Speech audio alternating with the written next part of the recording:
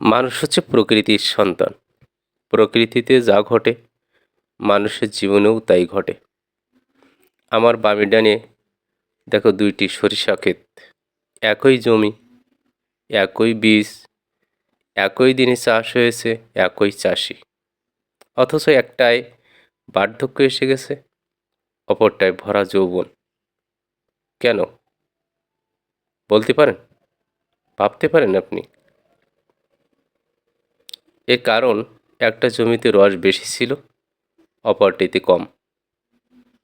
যে জমিতে রস কম ছিল সেটা এই বার্ধক্য এসে গেছে, অর্থাৎ তার ফুল শেষ হয়ে এখন ফলে পরিণত হয়ে গেছে। অপরটিতে দেখুন ফুল একেবারে হলুদে হলুদে পরিপূর্ণ। এখানে কিন্তু মৌমাছি, প্রজাপতি, কীটপতঙ্গ সব এসে তাদের সে যৌবনে সাড়া দিচ্ছে। মানুষের জীবনে ঠিক এমনি, সহযোগিতা পেলে সে এগিয়ে যেতে পারে, সহযোগিতা না পেলে থমকে যায়। ভাবুন তো।